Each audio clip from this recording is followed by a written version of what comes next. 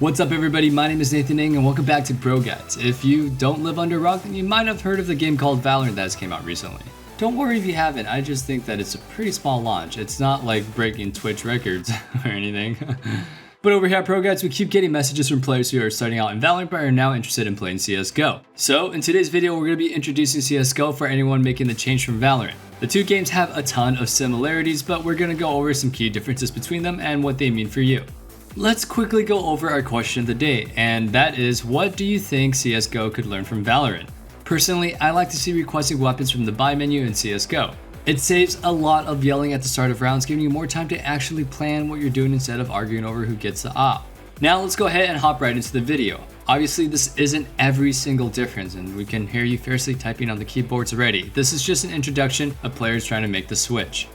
The first and most obvious difference is that there are no abilities in CSGO. In CSGO, every player is created equally. Grenades replace abilities, and everyone has access to pretty much all the same stuff. This means that in those vital clutch situations, no one person has a better chance at winning than anyone else just because of their agent. It all boils down to your own skill, no tricks or gadgets. That's bad news for Cypher mains. Without abilities to fall back on, the more basic parts of the gameplay are suddenly much more important. Things like where you move, how you hold an angle, or how you position your crosshair are critical because that's all there is between winning this clutch or just failing spectacularly in front of your entire team. So instead of remembering all 40 abilities of the agents, you can just spend time practicing your core mechanics. We're not saying where you move and how you hold an angle, where you position isn't important in Valorant, it's just way more important in CSGO because it doesn't rely on abilities as much. Fortunately, CSGO has a 20-year head start on building a community, so you can find plenty of custom servers and maps to help you practice these mechanics. The next thing to remember when going into CSGO is that the economy is more punishing. Pretty much everything in Valorant is just a little cheaper than in CSGO. Sure, a couple hundred here and there doesn't sound like much, but once it's all added up, you're saving an extra grand every single round in Valorant compared to CSGO. This is partly because in Valorant matches there are few total rounds, and if you had to full eco and save for half of your rounds, it'd be pretty much boring. Valorant wants you to have cash to spend so you can do more stuff in a round, whereas CSGO wants you to be poor sometimes, to suffer for a round and just to think about how you got yourself into that situation and deal with it. So as a CSGO player, this means that you have to think before you buy and accept that sometimes you shouldn't buy anything. Despite what your matchmaking teammates might scream at you, buying up every single round does more harm than good. Take a round, take a breather, and come back stronger. Another difference to be aware of is that CSGO's gun has set spray patterns. This is another example of CSGO wanting to emphasize what the player can do rather than what their agent's choice will let them do. In Valorant, your skill with the weapon can only get you so far, especially since the weapon sprays are randomized, unless you're one-tapping God. But Valorant balances this by giving you abilities to close the distance to help you make plays. So, similar to those core skills that we talked about earlier, this is an element of your play that you can go and practice till it's perfect. With no abilities around in CSGO and engagements generally taking place at greater distances, the gunplay is even more important in deciding rounds. Get yourself on one of those practice maps and you'll be bullseyeing full mags in no time. Next up, we're going to take a look at how in CSGO, movement is faster. You're not exactly running around like the Flash in CSGO, but the small increase in movement speed does make a massive difference into how you play your rounds. Obviously, if enemies are moving a little bit faster, they're going to be a little bit harder to hit, and you'll be even harder to hit too, so it kind of evens out. However, there are a lot of knock-on effects that the faster movement has. First up, in Valorant, your walking speed is slow enough that you can maintain your weapon's accuracy even while moving. Try that in CSGO and you'll have a nasty surprise. Instead, you need to either counter-strafe to stop yourself completely, or only move while you're crouched if you want to keep that accuracy. But that will make you super slow, easy to hit, and a crap person of a target. Pretty shellfish, if you must ask me. The faster movement of CSGO can give you what's called Peeker's advantage. This means that if the attacking player is good enough, their speed lets them peek around the corner and take down the enemy before the opponent even has a chance to get a shot off in return. This makes defending corners much more riskier in CSGO, and this is why a lot of players will defend further back than you'll see in Valorant. On the other hand, a positive of faster movement is that it gives you more chances to bait your enemies. If you always move towards the corner and just get a tiny bit of yourself visible, then retreat, then it can trick the enemy into firing at you and then revealing their position. With Valorant's slower speed, if you try to do the same, you'll get tagged up, wallbanged, and even be waiting for Sage's res before you know it, and she just reses you so she could use you as bait to get a kill. It happens to me all the time, and I'm not complaining, I'm over it. I'm over it. Speaking of tagging up, as a Valorant player, you can rejoice that tagging is far less powerful in CSGO, all thanks to that faster movement. Getting tagged by a weapon in Valorant is pretty much a death sentence, and while being hit in CSGO does reduce your movement speed, it's not nearly as harsh and you can still escape with your life. Next up, we'll look at how in CSGO utility is lost when you die.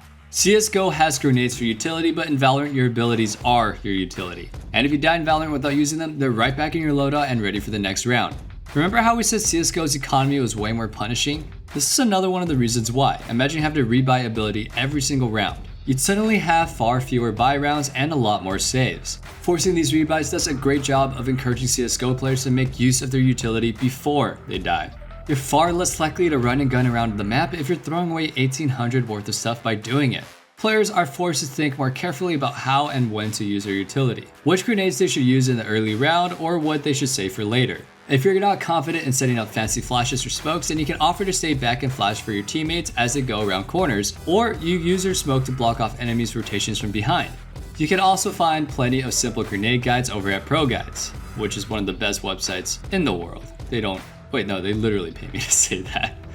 Valorant's more forgiving system has some players not even thinking to use their abilities because there's no consequence to dying with them. That can be a hard habit to break, but CSGO's cruelty is there to make you a more proactive player. Another difference to be aware of is how communication and teamwork are used. Obviously, both games require a huge amount of these things to succeed, but what you communicate and how you work with your team will be very, very different. Once again, this comes down to CSGO's lack of abilities. In Valorant, the strength of a team often comes down to how well they use their multiple agents' abilities together to make a play. But since everybody has the same kit in CSGO, you've got a little bit more freedom in what you can do. Instead of tracking which agents are where and what they've used, you can instead track how many enemies are at each site and what utility they've thrown. This also lets you bamboozle your opponent. Since every CSGO character and grenades look the same, you can condition the enemy team to think that one player always holds B, always throws certain grenades, and always holds from certain positions. Then one round swap for a player with a completely different playstyle, and boom, bamboozled.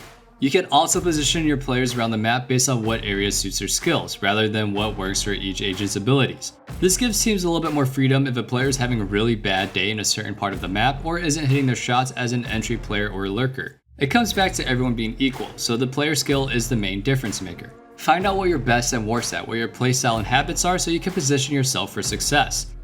Something that you'll spot immediately in CSGO is that there are no teleporter or ropes. If you want to get around the map, it'll have to be as fast as your little legs can carry you. To no one's surprise, a lack of teleporter changes the gameplay pretty dramatically. There's far less room in CSGO for shenanigans. By that we mean that if you spot an enemy, you know exactly how far they could have moved because you only have to consider one type of movement, those little legs. You can even do a little bit of CSGO maths and take the position you spotted the enemy, count how many times has passed since then, and then map where they could have gone in that time. Instead of ropes, CSGO has far less dignified ladders. Now, if you master them, you can do some pretty nifty stuff with ladders, but more often than not, you'll just have to want to use them to head up or down. Just to remember use strafing on ladders as it's much more quicker to move forwards or backwards. CSGO's engine is old and held together by duct tape and dreams, forgive its quirks. Our last difference today is that CSGO only has 2 rifles with ADS. So if aiming down your sight is your jam, then you're gonna have a rough time in CSGO. Only the SG-553 and the AUG can ADS, and they've been seen a sea of controversy in the last 18 months. The devs tried to encourage players to use them more, so they dropped the price. But the devs' plan worked a little too well and everyone realized how incredibly strong they were. These were personally my favorite guns in CSGO. Since then, they've gone through numerous balance patches and now are in a pretty good spot. They're slower than the scopeless counterparts to AK-47 the M4A4, but their scope makes pushing or holding longer angles safer. The weapons have their place, but most of the time you're going to want to grab the classic non-scoped rifles. So to recap, there aren't any abilities. Instead, practice your individual skills like positioning, movement, and gunplay. The economy is harsher, so you have to think more carefully about where you should spend your money, and it's okay not to spend any money. The weapons have set patterns that you can learn, so you can, learn them. The movement is faster and this lets you do more in a round, but can make shooting a little bit harder. Your utility is lost when you die, so pay attention when you use it and make sure that you actually use it. How you work as a team will be based off your own playstyle and skills, so find your strengths and weaknesses. Teleporters and ropes are replaced with ladders, so rotations will take a little bit longer. There are only 2 rifles that can ADS, so go ahead and give your right click a rest. Overall, both games rely on teamwork and individual skill, just to a different degree. Valorant puts more emphasis on how a team can use their agents together, and CSGO puts more emphasis on what you can do as an individual. This doesn't mean that you can play more selfishly in CSGO, you still need to work as a team, but spend more time working on your individual contributions each round. And that's going to be all from us today. Thank you guys so much for watching. We hope that this video has helped anyone coming over from Valorant. More players are always good, and we don't always care what game they came from. Let us know in the comments what you think a Valorant player should know if they're coming over from CSGO. But if you're a Valorant player and even want more tips and tricks, be sure to check out ProGuides.com. We have weapon courses, map guides, grenade lineups, and everything that you'll ever need. We even got personal coaching from experts if you need any demo reviews or live game coaching. Again, my name is Nathan Ng. Thank you guys so much for checking out this video. Be sure to put your answers for our question of the day in the comments down below. But until next time, we'll see you on the server.